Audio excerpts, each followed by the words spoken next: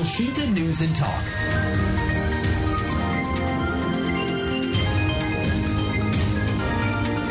Jumlah total jamaah yang sudah diberangkatkan dari jamaah haji ke Tanah Suci per hari ini sebanyak 19.935 orang. Jamaah Indonesia ada yang sebagian masih berada di Madinah untuk menjalani sholat arba'in di Masjid Nabawi dan sebagian lagi sudah mulai melaksanakan umroh wajib. Bagaimana kondisi jamaah haji di Tanah Suci? Kita akan jumpai salah satu jamaah, Bapak Sehan. Haji Update.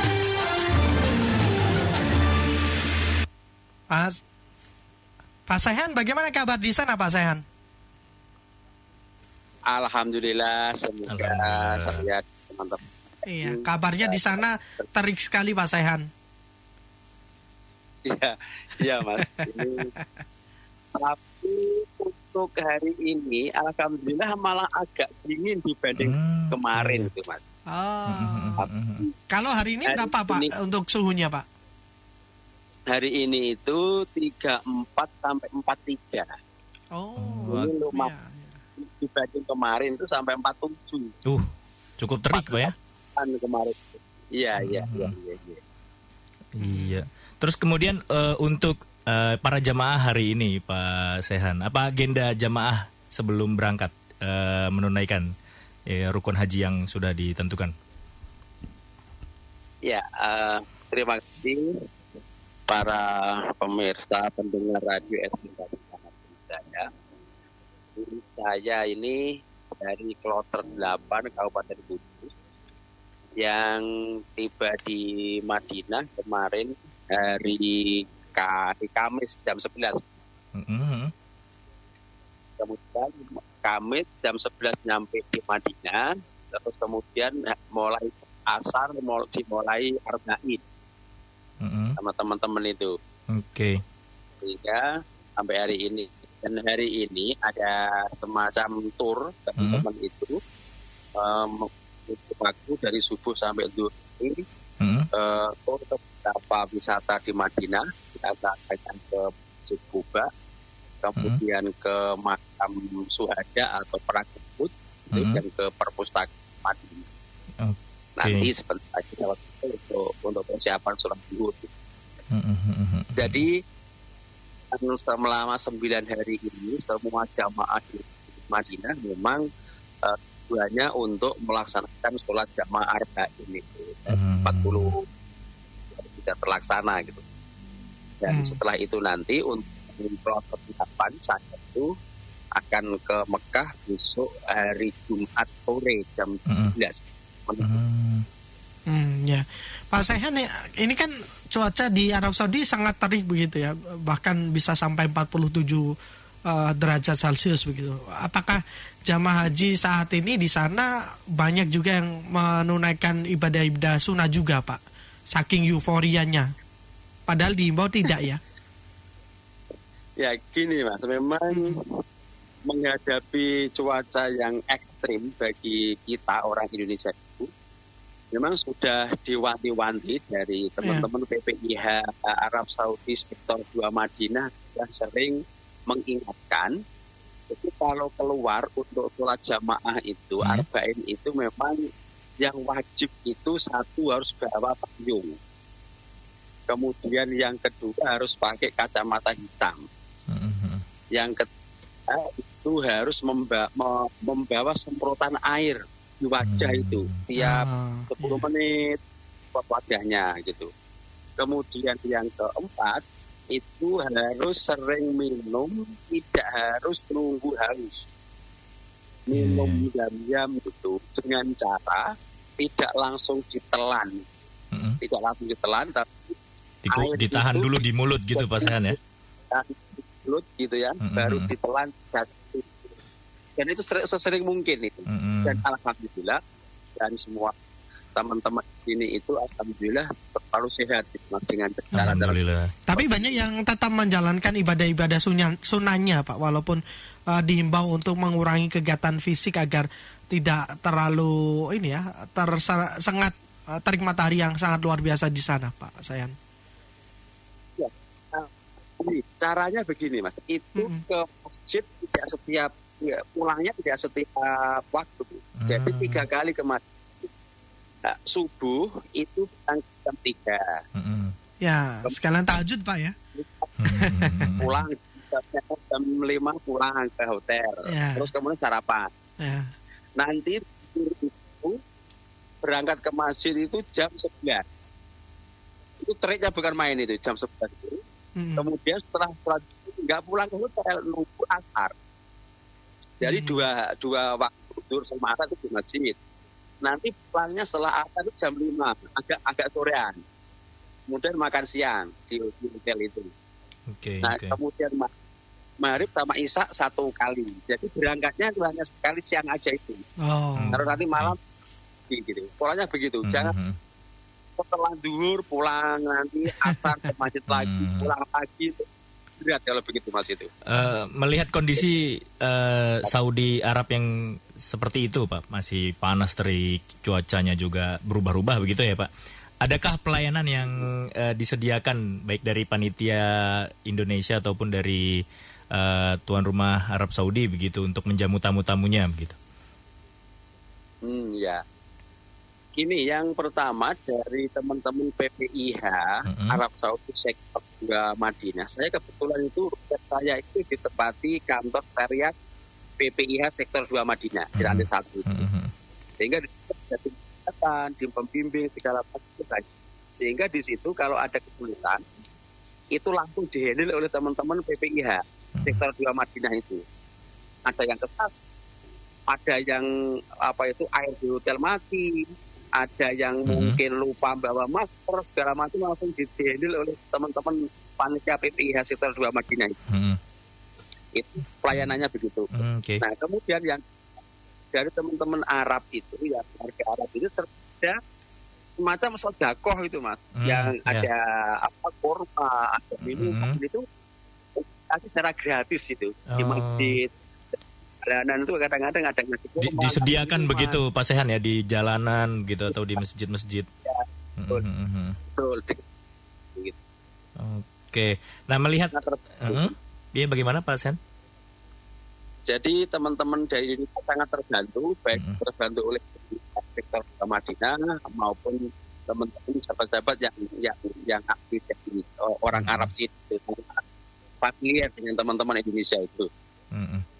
Terus kemudian Pak Sehan, masih dalam kondisi pandemi seperti ini begitu ya. Bagaimana penerapan protokol kesehatan yang ada di sana, Pak? Ini kalau saya melihat protokol kesehatan khususnya untuk teman-teman jamaah Indonesia ini kayaknya sudah menjadi sudah menjadi otomatis. Sudah jadi kebiasaan gitu Pak ya? Kebiasaan. Sehingga orang Indonesia di sini tidak ada yang nggak pakai masker. Setiap pergi pakai masker, nggak berani melepas gitu. Walaupun siapa yang di luar negeri dari Turki itu sebenarnya nggak pakai masker. Mereka pakai masker, tertib semua di Indonesia ini. Alhamdulillah. Saya melihat.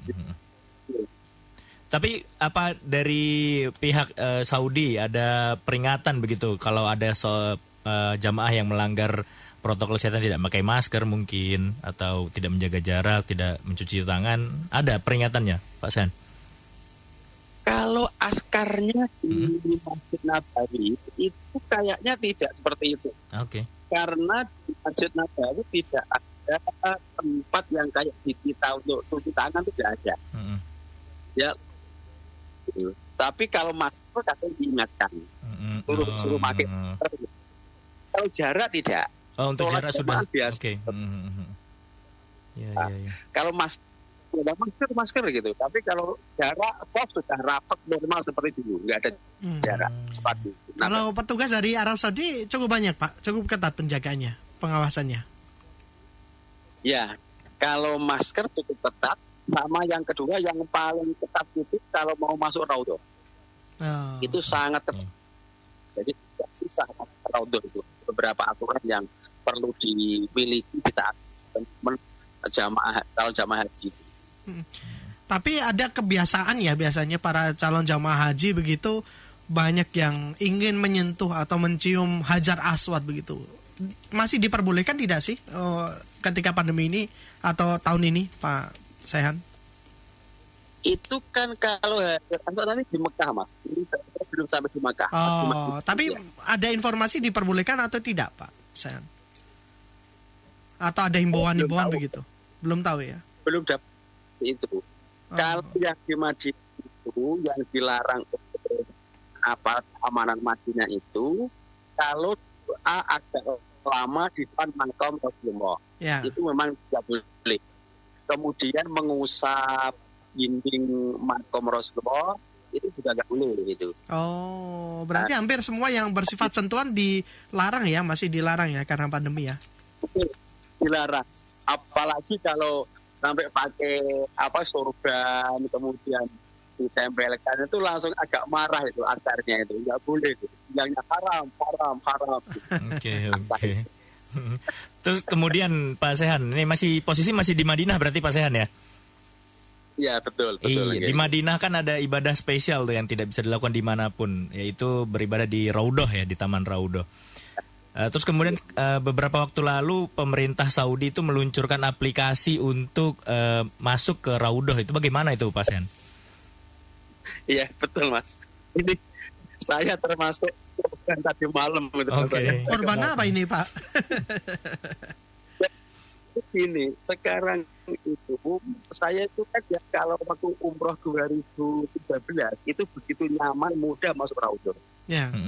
Nah yang ini Raudhah itu sudah sekat itu tidak gampang masuk ke Raudhah itu. Satu sekat oleh askar. Yang kedua punya itu tidak sembarang waktu terjadwal itu. Nah jadwal kapan itu munculnya di aplikasi yang namanya Marna ya. Marna itu kan. Marna itu harus ngapus install itu dulu di HP. Kemudian identitas terutama itu nomor visa dan nomor paspor. Setelah itu selesai itu kemudian diklik itu akan muncul jadwal tanggal berapa itu ada di situ tinggal itu jamnya saja. Iya. Kemarin itu jatahnya tanggal 12 jam 18.30 sampai jam 19. Kemudian saya masuk gitu ya. Menunjukkan aplikasi itu, kemudian ditunjukkan askarnya, kemudian diangkat namanya siapa? Muhammad. Kan masuk. Tetapi ternyata di situ ada kebijakan mendadak setelah saya mau sampai di Raudhah itu dirubah tidak boleh di Raudhah, hanya ziarah di makam Rasulullah saja, hanya berjalan saja gitu. Di pakai betis polisi itu tidak boleh berhenti di Raudhah, tetapi hanya jalan ziarah dengan mengucapkan doa sebentar di sekitar makam Rasulullah itu dan nggak boleh lama, untuk langsung berjalan saja gitu. Jadi belum tentu juga kemudian tahu karena waktunya tertentu gitu. Nah kalau kita masuk aplikasi saya itu kemudian sudah hilang, nggak bisa lagi dipakai. Berarti hanya satu kali pakai saja gitu Pak Sehan ya? Betul. Nggak bisa lagi itu dipakai lagi. Dari panitia Indonesia bagaimana menanggapi itu Pak? Misal contoh ada jamaah yang sudah sepuh begitu kan, ya kita tahu bersama kalau udah sepuh kan susah ya untuk menggunakan gadget dan sebagainya. Bagaimana dari panitia Indonesianya Pak? Itu gini Mas,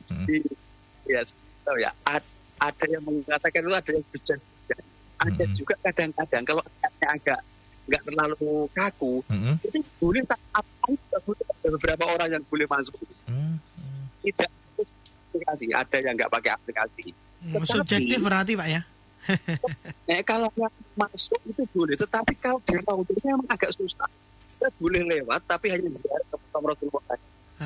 Kawal itu lewat gitu aja gitu. Kalau ke Raudhahnya memang agak ketat sekali itu.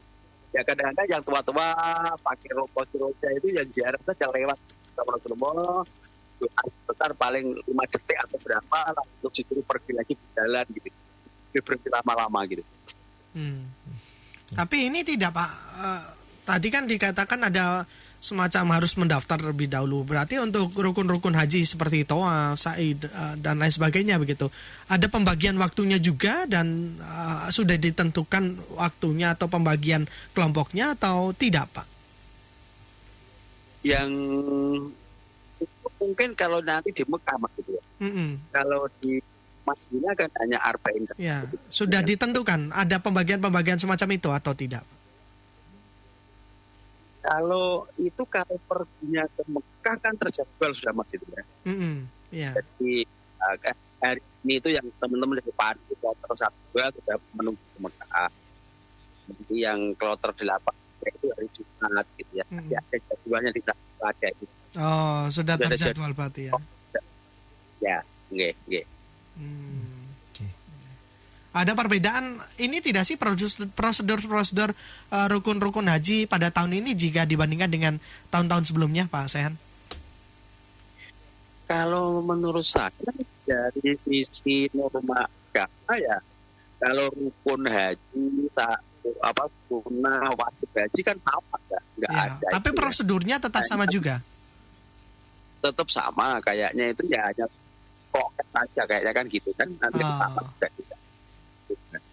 Apalagi kalau di Arab itu kalau melihat Madinah ini kan sudah tidak pakai darat, sudah normal gitu hanya pakai masker saja gitu. Ya. Yang di Madinah kayaknya. Baik, mungkin terakhir Pak Sehan ya, tips dan trik nih buat jamaah tahun depan mungkin yang sedang mendengarkan di Indonesia atau mungkin ada jamaah juga yang sedang mendengarkan untuk saat ini gitu. Jadi kita berharap mudah-mudahan pembatasan dari tahun ini itu mudah-mudahan tidak terjadi di tahun yang akan datang. Sehingga teman kita yang mungkin hari ini tahun ini terbatas oleh usia itu mudah-mudahan bisa berangkat tahun depan dan kuotanya ditambah lagi sehingga saudara kita itu bisa berangkat lebih banyak dibanding tahun ini gitu. Dan kami mohon doa teman-teman di Indonesia mudah-mudahan kita yang di tanah suci ini tetap diberi kesehatan, kekuatan, bisa melaksanakan ibadah suci, ibadah haji dengan khusyuk dan nanti pulang bisa membawa berkat haji yang mabrur gitu. Iya baik, terima kasih banyak Pak Sehan. Semoga lancar ibadahnya dan pulang dengan membawa gelar haji yang mabrur Pak Sehan ya.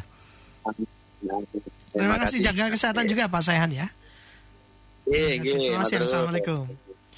Demikian mendengar perbincangan kami bersama dengan salah satu jamaah calon haji yang juga dosen Fakultas Ilmu Tarbiyah dan Keguruan UIN Wali Songo Semarang, Sehan Muhid.